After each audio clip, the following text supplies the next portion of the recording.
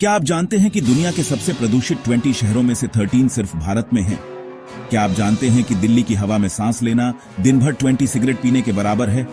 आज हम बात करेंगे उस खतरनाक सच्चाई की जो भारत के हर नागरिक की जिंदगी को प्रभावित कर रही है। एयर पॉल्यूशन, वायु प्रदूषण। भारत, जिसे हम अपनी संस्कृति, परंपरा और विकास के लिए जानते हैं, आज एक बहुत बड़ी समस्या से जूझ रहा है। वह समस्या है वायु प्रदूषण।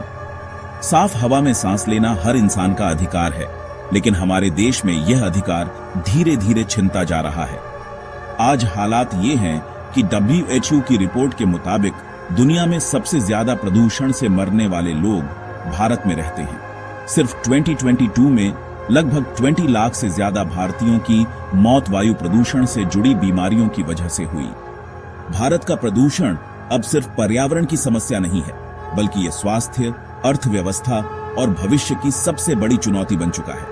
अगर हम भारत में वायु प्रदूषण की वर्तमान स्थिति की बात करें तो यह किसी आपातकाल इमरजेंसी से कम नहीं है। NCR, दिल्ली हर साल सर्दियों में जहरीली गैसों और स्मॉग से ढक जाता है। एक रिपोर्ट के अनुसार दिल्ली की हवा में PM2 5 लेवल WHO गाइडलाइन से 15 गुना ज्यादा होता है। पटना, कानपुर, लखनऊ, मुंबई, फरीदाबाद जैसे शहर भी लगातार मोस्ट पोल्यूटेड सिटीज की लिस्ट में बने रहते हैं। IQAir की 2023 की रिपोर्ट कहती है कि दुनिया के टॉप 20 मोस्ट पोल्यूटेड सिटीज में से 13 भारत के हैं। WHO का कहना है कि भारत में सिर्फ वायु प्रदूषण से होने वाले नुकसान की वजह से GDP का लगभग 3% हर साल बर्बाद हो जाता है। और यह सिर्फ शहरों की बात नहीं है, गांवों में भी धूल, धुआं, चूल्हे और कोयले से निकलने वाला धुआं इंडोर एयर पोल्यूशन का बड़ा कारण है। भारत में वायु प्रदूषण के कई बड़े कारण हैं। आइए एक एक करके समझते हैं। वाहनों का धुआं। भारत में 30 करोड़ से ज्यादा गाड़ियां सड़कों पर दौड़ रही हैं। पेट्रोल और डीजल से निकलने वाला धुआं हवा में कार्बन मोनोऑक्साइड, NO2 और PM2 5 कण छोड़ता है। 2.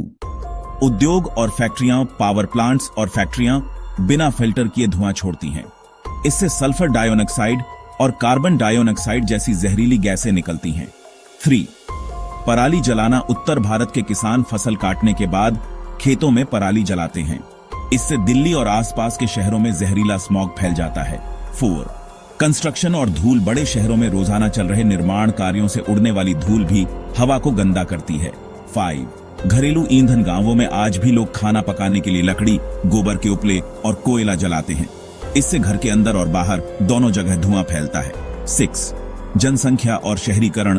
तेजी से बढ़ती जनसंख्या, ट्रैफिक और कचरा निस्तारण में कमी भी प्रदूषण का कारण बन रही है।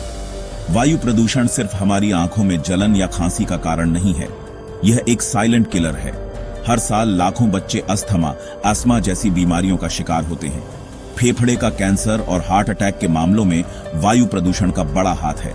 बुजुर्गों और गर्भवती महिलाओं पर इसका असर और ज्यादा खतरनाक है। WHO का अनुमान है कि वायु प्रदूषण से हर साल 70 लाख से ज्यादा लोगों की मौत दुनिया भर में होती है। वायु प्रदूषण सिर्फ इंसानों की सेहत नहीं बिगाड़ता, बल्कि पूरे पर्यावरण पर असर डालता है।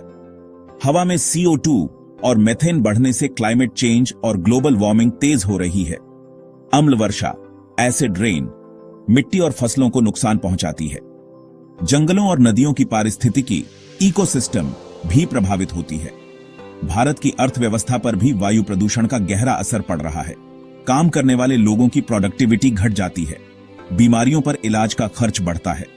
वर्ल्ड बैंक के अनुसार भारत की GDP का लगभग 3% हर साल वायु प्रदूषण की वजह से नुकसान होता है। भारत सरकार ने इस समस्या को हल करने के लिए कई कदम उठाए हैं।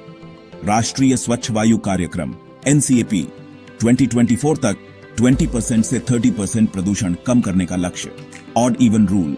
दिल्ली ट्रैफिक कम करने की कोशिश।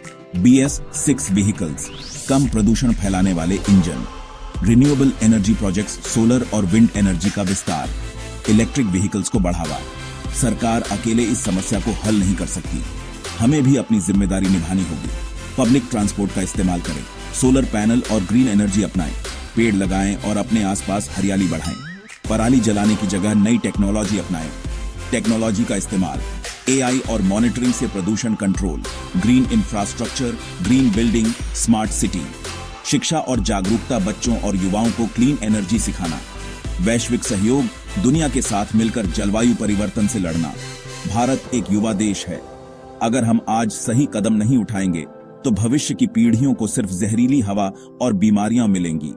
लेकिन अगर हम सब मिलकर जागरूक हों तो आने वाले सालों में भारत साफ हवा वाला, स्वस्थ और खुशहाल देश बन सकता है। दोस्तों, अब वक्त है कि हम सब मिलकर यह ठान लें, साफ हवा सबका अधिकार। वायु प्रदूषण के खिलाफ अब कदम बढ़ाना ही